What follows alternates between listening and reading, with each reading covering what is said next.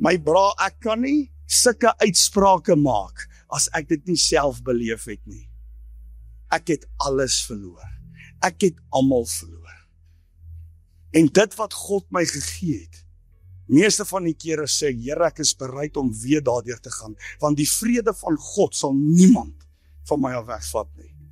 Ek moes myself deur sekere stukke geworstel het, as goed gebeur, om myself te beskerm. Eendag moes ek vir Zanika my foon gee, en ek sien sulke wit flashes, en ek moes gaan sit het op, amper sê ek lelik, ek moes gaan sit het op my alie, voordat ek nou uitgepaas het. So baie beteken hierdie goed vir my. As iemand iets oorkom, of iemand loop weg, dan kla ek myself verskriklik aan, want ek vra myself altyd, visser, wat kon jy meer gedoen het in hierdie ou se lewe? Want die altaar waartoe ek gegaan het op daai tyd, was as ek het op myself staat gemaak. Dit het ek gevoed. Dit is verkeerd. Ek kan nie op myself staat maak om Willem te hou nie. Wel, daai dag het ek. Manne, ek soek. Ek sien hier gaat 'n man se spore. Ek sê, wat? Daar agter by die kanaalpomp. Ek sê, hier gaat hy nou so. Stap. Nou sit ek op daai brug. Dink ek, hy kan nie ver wees nie. François kom verby gery. Ek sê, hy sê, waarom jy? Ek sê, nee, ek wag vir 'n man. Hy sê, hy sit net hier om die draai. Toe kry ek hom. En wat gebeur toe daardie middag, Willem? God kom raak jou hier aan.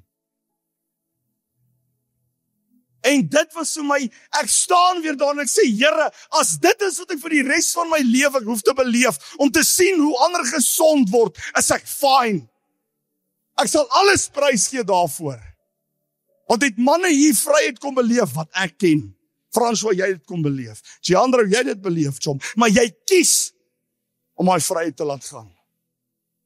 Jy maak willekeurig die besluit om weer terug te gaan na die altaar wat jou net 'n oomblik se plesier gee, wanneer ons moet bou aan 'n altaar wat ons gerig kan kry, waarna toe ons kan hardloop en weet, dit is waar my krag vandaan kom. Hardloop op lawe vooruit. Daar was 'n sondeoffers ook gedoen gewees. So dit was 'n verpligte offer vir spesifieke sondes.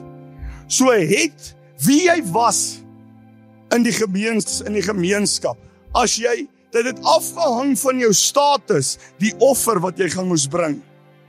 So as jy byvoorbeeld 'n priester was, moes jy 'n ram bring. En as jy 'n alledaagse mens was, dan moes jy 'n bok gebring het. So dit het alles afgehang van die status in die gemeenskap.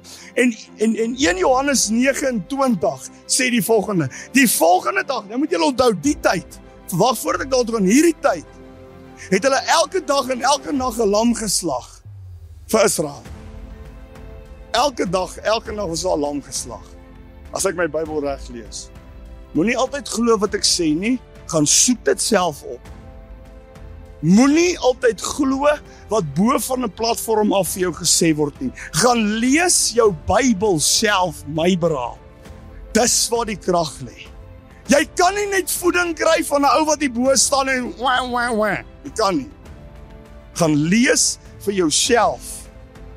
En elke dag was daar 'n lam geslag. En 1 Johannes 29 sê die volgende dag het dit toe gebeur. Jesus het na Johannes toe aangekom en gesê, kyk mooi, daar is die offerlam van God. Hy was die laaste lam wat geslag geword vir my en jou se sondes. Ek en jy het nie meer nodig om by hom Frans 'n skaap te steel en hom te gaan offer nie. Ek en jy het nie meer nodig om 'n bok te vat en om te gaan offer nie. Hoor gou mooi, geliefdes. Daar is 'n direkte pad wat vir my en jou gegee is. Jesus sê, ek is die weg, die waarheid en die lewe. En niemand kom na die Vader toe behalwe deur my nie. Daar is 'n weg oopgemaak dat ek en jy nie meer nodig het om deur al hierdie wette te gaan om by die God uit te kom wat ons wil vrymaak nie.